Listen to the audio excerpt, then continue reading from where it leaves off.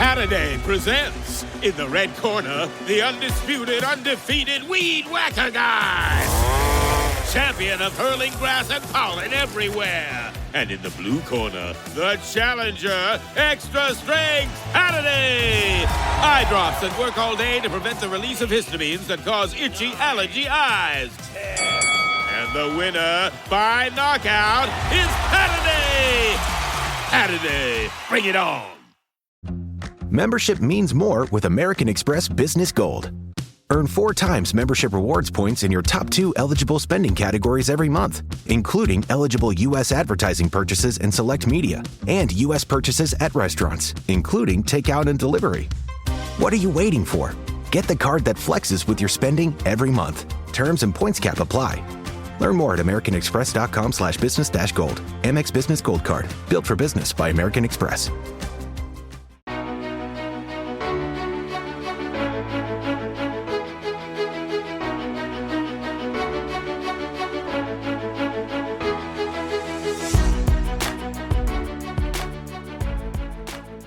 You mentioned about the standing around.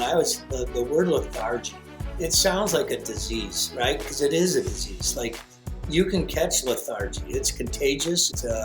It sounds horrific. You know, if you caught lethargy, I don't know how many days you would have left. That's what you really want to try to root out as lethargy. Welcome to the first episode of The Art of Practice presented by GoRout. This series is about helping coaches master the art of practice by increasing efficiency, maximizing reps, and creating structured systems that translate to game day success. Throughout this series, we'll bring in top coaches, innovators, and thought leaders to share their best strategies for improving football practice at all levels. Today, we're kicking things off with Noel Dean, head coach at Chelsea High School in Michigan, a 3-time state champion with over 25 years of experience. Coach Dean knows what it takes to build and maintain a successful program. We'll dive into his approach to efficient practice planning, game preparation, and how technology like GoRout has changed the way coaches operate on the field. This episode of The Art of Practice is brought to you by GoRout, the leader in on-field communication. GoRout helps coaches eliminate huddles, increase reps, and maximize efficiency with their game-changing technology. Sign up using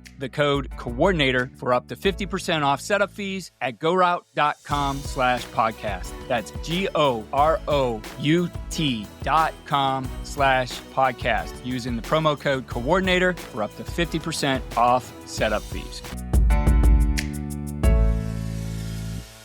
Coach Dean, I'm excited that you're here joining us today. As I told you before we got going, been following what you do for years. You've had an outstanding career, a Hall of Famer in Michigan, and still going at it strong here as you now have taken the reins at Chelsea in 2024. So thanks for taking the time to join us on The Art of Practice. Yeah, I appreciate it, Keith. This is fun to be here with you. So, Coach, to get started, let's do this. Let's paint a picture of what an efficient practice looks like for you. For me, it's starting on time, having coaches on the field greeting kids as opposed to rolling in late, and then having them organized into small groups for their stretching and so forth, and not having a lot of downtime and transitioning from space to space, having it organized where every coach and person should go, and then not having not a lot of kids standing around watching, small details like kickoff, kick return, not including offensive line, those kinds of things. So those guys can be working on more detailed things for their craft. And, we run at Chelsea, we're going to run around 90 kids in practice. And so just having the coaches organized ahead of time with scripts and details of where they're going and what they're doing, being good educators, really, being really good teachers, and having a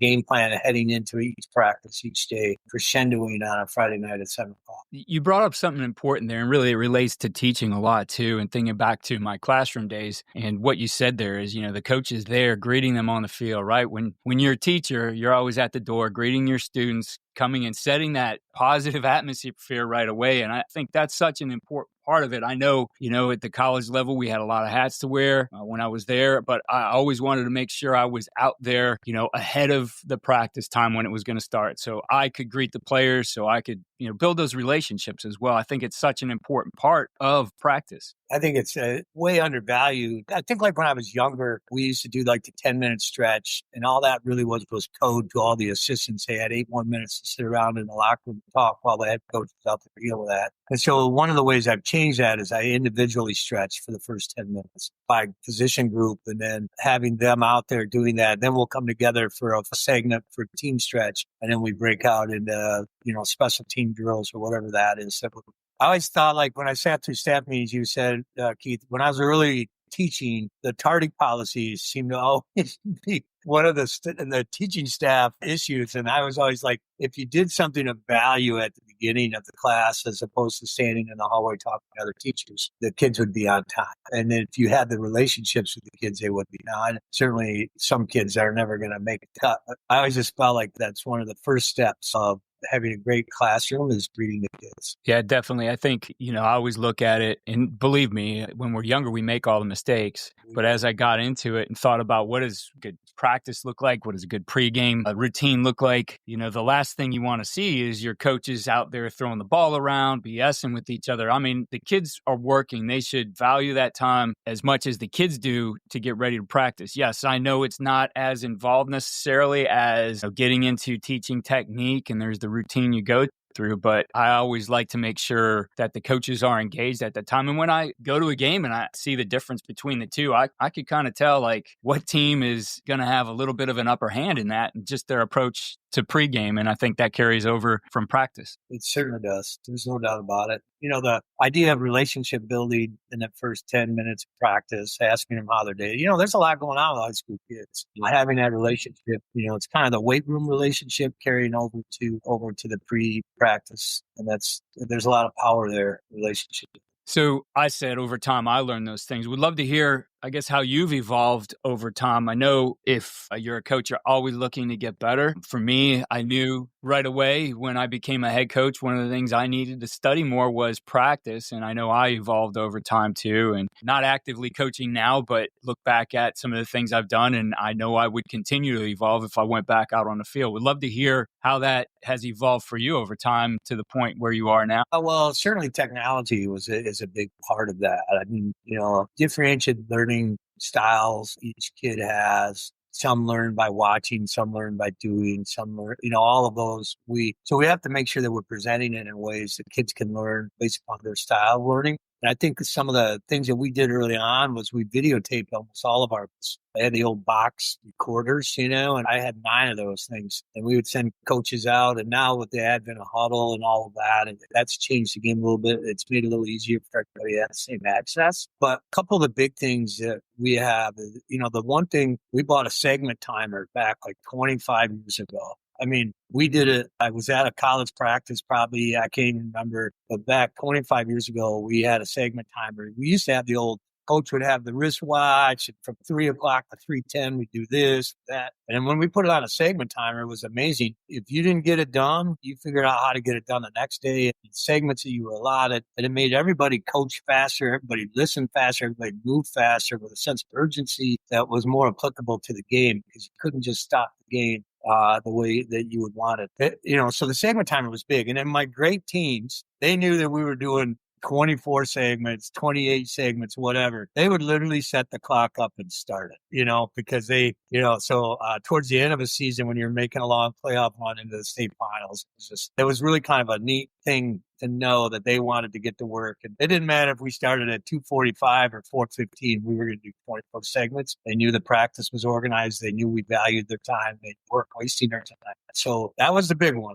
When I think about that, it seems funny now, but 25 years ago, that was we were way ahead of the curve on that. And then the filming, we would put ourselves in an angle so that we could film from, the press box or whatever in practice. We could look back on our practice field from behind on the press box. And then we started filming that. And then the last real big one for me was we bought a tethered drone. So the battery never ran out. And we were doing end zone film. And we could film everything, drills, and then putting drills into Huddle or into our own, putting drill stations in so that we have those even to show younger kids and new coaches. This is what the defensive tackle coaches were doing last year and position groups. This is, so we could have a little bit of a carryover consistency or maybe eliminate the anxiety of the transitioning to new coaches.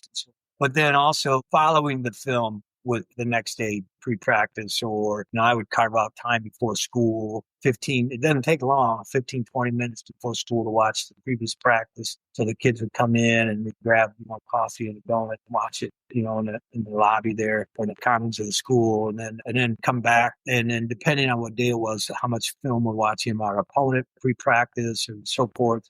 Some days we watch it right after practice. We'll download it. Coach will go in and watch the team side of it.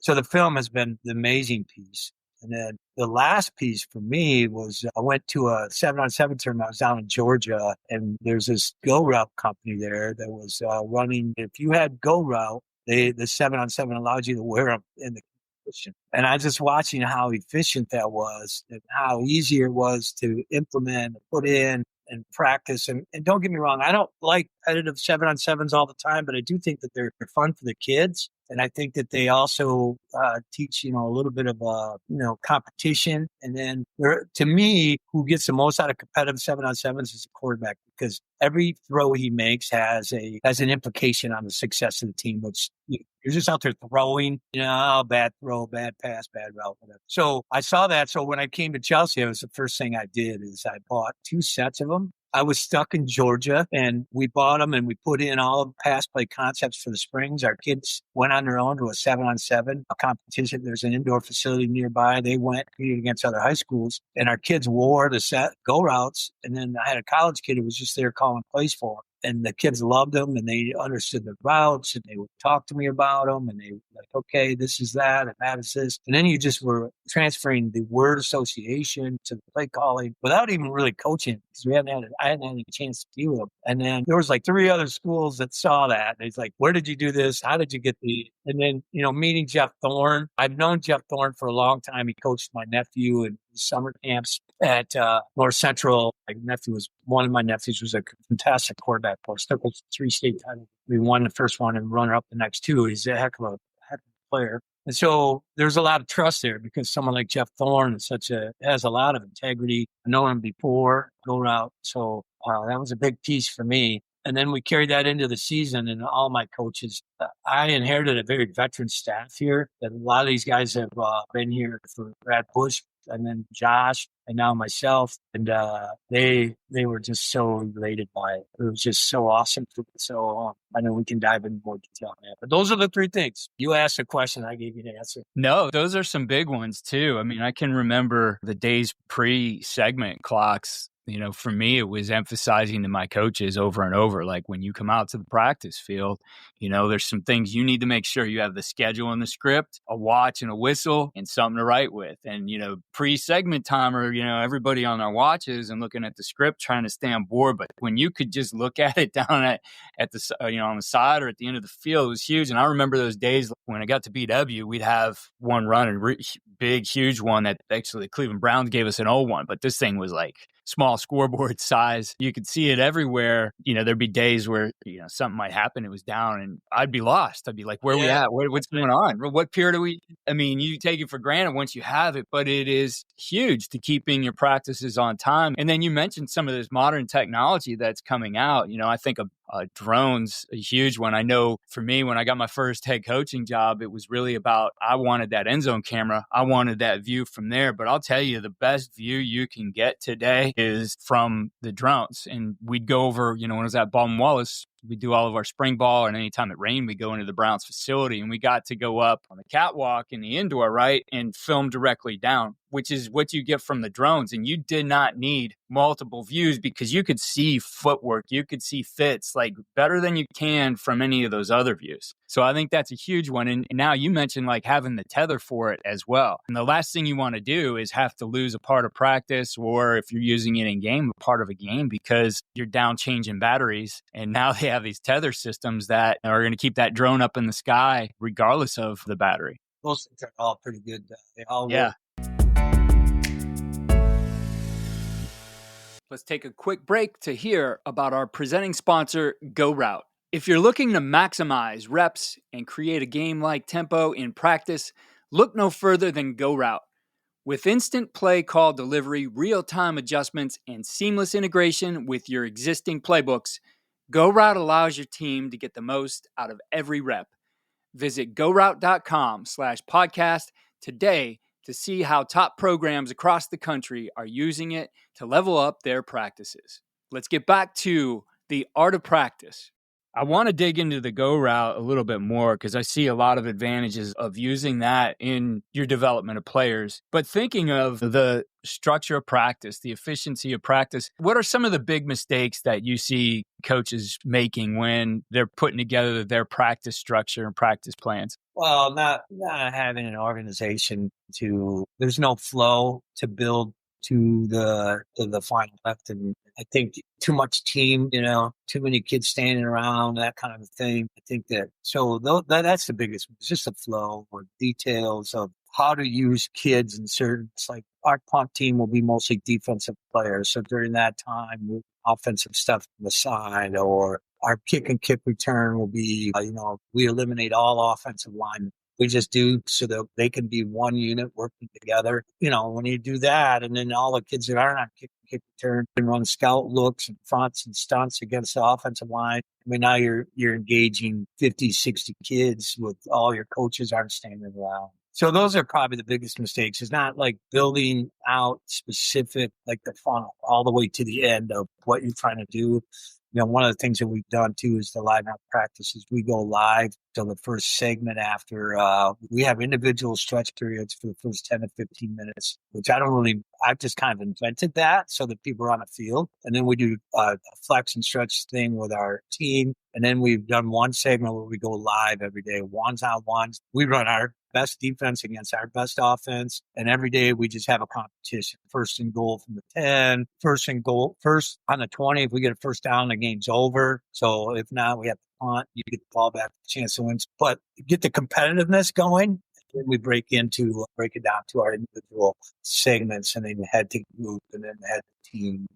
Yeah, I love those kind of periods right up front. Coach Snell at BW would always pick a situation of the day, on our days where we were padded up, and we'd go at it. Only 5 reps. That's all he allowed us. 5 reps. Here's the situation. It was competitive. It was ones versus ones. It wasn't necessarily game plan related. We didn't want scouts, but we were out there moving fast. And boy, could something like that, just for that short 5-minute segment, 5 plays, and really get the team going, get that energy. It really does. And, sometimes you get it done in one play and you want to do more, but you're like, no, we're going to have the competition matter. And if you do more, then it doesn't. So the next day, if you throw a touchdown on the first play, it's over. Offense won. If they pick the ball off on the first play, it's over. Defense won. And then everybody has to sit on that for a day. And then, yeah, exactly. And the kids will talk a little trash, to each other, having fun. And so I'm okay with that with each other, so just to kind of build on that and get the blood pumping and then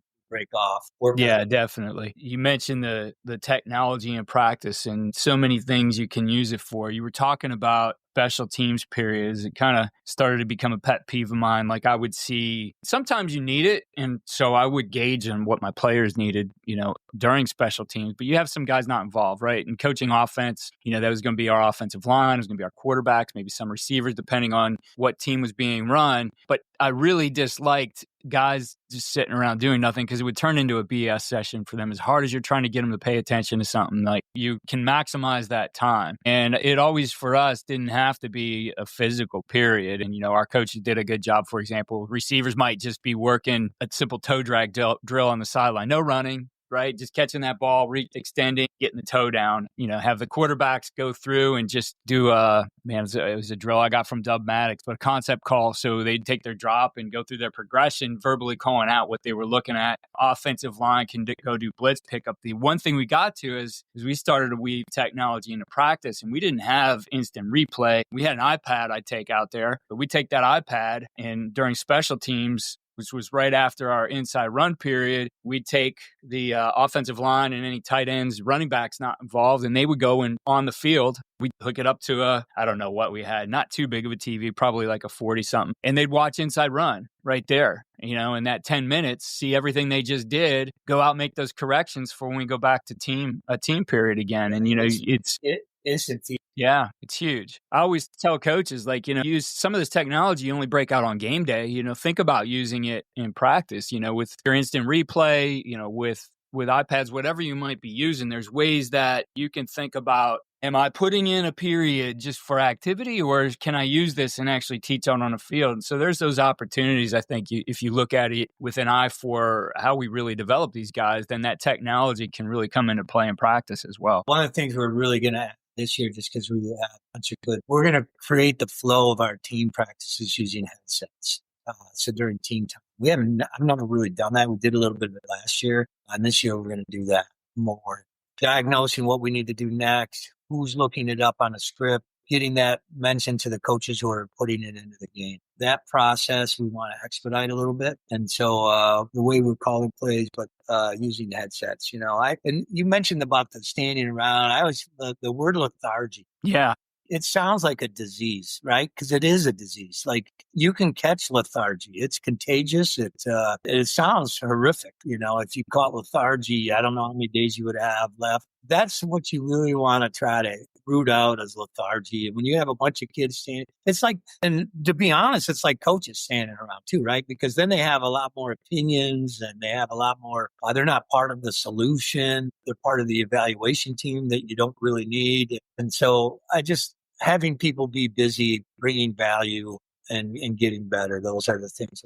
Yeah, I think that's exactly it. Looking at going back to GoRout, as I told you, I don't know if I was a beta tester of it or what, but I think in 2015 or 16, Mike Rowley, the founder, gave us a set to use in practice, and I loved it. And this was, at the time, version 1 of it. They've obviously over the years made some great improvements. I mean, talk about an efficient tool. You mentioned there's a lot of uses for this. It's not just, hey, this is for scout team. I mean, this is a good tool to put on your players, as you mentioned, whether it's 7-on-7 or early in your installs, why not give them that visual to better learn it? Like if we had students in a classroom, we wouldn't make every single day a test of their memory. Yeah, we want you to remember this, but to be able to take that then and during install and put it on your team, and if they need it, it's right there. They can take a look at it, because it's all about making sure you're not wasting reps either. I mean, how frustrating is it, when you've put in a whole install, you go out to the field and a guy or two blow their assignment because they just don't know it yet, right? And you don't get the maximum out of that rep. That's right. So there's a few things there you said. To me, is the install part of it in the off season. We're very limited in what we did in the off season in the state of Michigan during the winter months. So we're limited to 4 kids.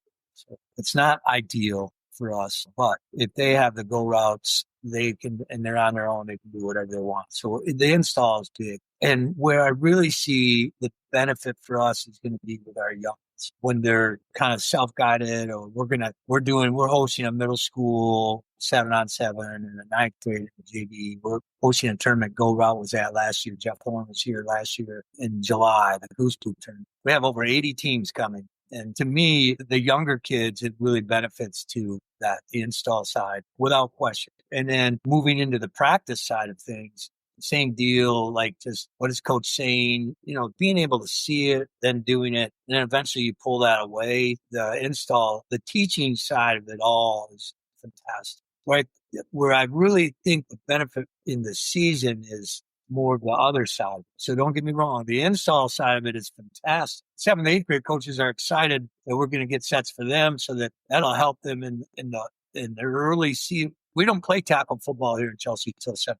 We have a flag league that I'm not interested in changing. We have 200 and some kids that play in it, and we have numbers. For a small school, we have numbers, and I want to keep that going. So, but the install side for them, they're excited. Here's what bookie a tripod right over formation looks like. Here's the play we're running. That's what it looks like. Now they can see it. Now they can run it. They're going to be more efficient. But the flip side of that, for the older kids, is just the scout alignment stuff. It's just amazing. We didn't do enough of it with the defensive scout team, but this year we're going to do a lot more. In my first year here, getting us organized, getting us to a segment plan, getting us to practice from all that stuff. But we're going to build on now using it for the defense. So in practice, obviously scout period is a huge, huge use of GoRout. When we started using the GoRout, the one thing I didn't miss was the smell of Sharpie markers all the time, drawing up those cards. But really, you try to, especially if you're working tempo, whether you're working against it on the defensive side of the ball and trying to simulate that in practice, or on the offensive side of the ball, you're trying to get your work. the efficiency of that is huge. Can't tell you how many times, I would just, after, the plays called on offense, I'm looking over at, the scout card being held up, and you see those guys in the back straining to see something, and you hope they got that. And we've got to value what those guys are doing too. I was recently talking with Rich Gangrello, who, longtime NFL coach, was talking about the value of every single rep in practice to them, and that they are meticulous about how the cards are drawn. They're meticulous about making sure their guys see the exact assignment, because they get so few reps that they don't want to waste them. And I think we can take that approach in high school ball as well. And one of those tools that just enhances our ability to do that and make sure everybody's seeing it, they all have it there on their wrist or their belt. Here's the play on your go route. It's just going to create a better practice for you in the quality of what you're getting out of your scout periods as well. Yeah. One, I don't think any coach that is not using GoRout understands how efficient it is to move from your online data to your GoRout data. That you just kind of skip right over the Sharpie marker thing. And then you have to have the 4 different colored markers so that the kids can, you're running the red route, because they got to see it fast and do it right. Well, this is just a simple download, and it can be sorted into different groups, into inside game, outside game, team, and all of that is just, how easy it is for the coach, the defensive coach. I need you to run play 7 again, and they can just go back and run play 7 again and not shuffle through cards. Think about all the lamination. Think about all the rain. Think about some guy leaves the folder on the field for the night, and you come back the next day, and it's all dewy and messy. I mean, all of that stuff is gone. I mean, it's just stored digital. So that is awesome. That in itself is worth the price of admission. The second piece is the scout side of it is amazing, especially when you're younger kids. College, I'm sure I've not had that experience that you have had, Keith, in college, but selectively I'm not in, selectively I'm in, and whether it's this receiver, scout receiver only runs pass plays because he figures out not to be in on run plays. But if you throw 11 kids on the field and none of the other kids need to be behind them, there's nowhere to go. They just run the next route. They don't even have to huddle up again. So you can run as fast as you want at the defense or as slow as you want at the defense.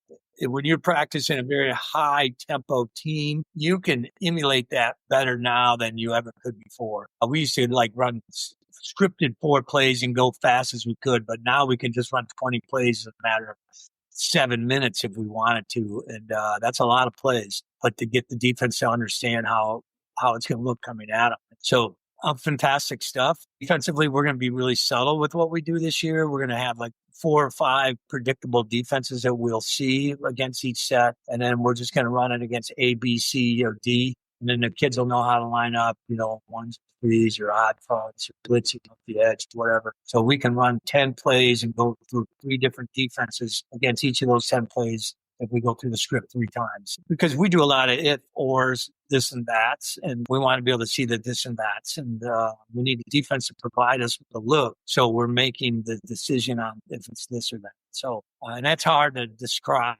if you don't have it. So this year we're going to do it. Yeah, definitely. You want those keys to be exactly what you want to be able to call those if and plays there. I know you mentioned just some of the nightmares of the scout cards. And I mean, it recalled a couple of them for me. One was we spent the whole day scripting that, had everything in a binder. This is at BW. Our student assistant goes out, drops the binder, and it was a little bit windy that day, and the binder opened up, and those things were all over the place. And that was it. He spent the next 10 minutes trying to hustle to figure out what order they were in and getting them back in orders. Where the other thing I saw, and this is an opponent, we show up to a game and pregame and going over our bench and sideline, and whoever was in charge of the scout cards left those out on the bench on our side. We saw everything they were working in practice. You never think about that one, right? Yeah. Mike leeching you though, or what? What's that? Maybe that's what I didn't trust. I'm I don't know if this is real or not, but for me, it was always, we would do a lot. Like I said, make sure you have your scripts out there, and our guys, were wearing wristbands, and we would collect those cards up after every practice. Whoever's in charge of this, don't throw them out in the stadium. Those things can become a nightmare. Yeah, definitely the efficiency there of using that. Just to wrap up, Coach, thinking about, we're talking about the blueprint for an efficient practice. I guess your final few tips or recommendations you would give to coaches today, regardless of what technology they have in their hands, to create the most efficient practice as possible. I think that you have to figure out flow and you have to figure out numbers ahead of time. And I think those are the biggest two keys, is maintaining flow and maintaining the numbers that you have in every group and every segment, so that you have less kids standing around that can create opinions and distractions. And so those are the big ones for me. And I think you have to do it through leadership. You have to be willing to the first one to your drill, and you have to be on the field greeting kids when they come out of the locker room. I would assign one coach to be the push-out guy to get everybody out of the locker room, but I demand everybody else to get out the field. And those are big ones, because you want to start off right, and then you want to flow through the practice, and then using technology to make practices efficient. And you don't have to be out there for long. I've never, ever, except for early on, practiced more than 24 segments, which, there's 3 or 4 of those are pretty simple ones, and there's a few breaks in there. So, and a segment being 5 minutes. So that is a big piece of what I would just make sure that you have coaches that are on the field and your flow.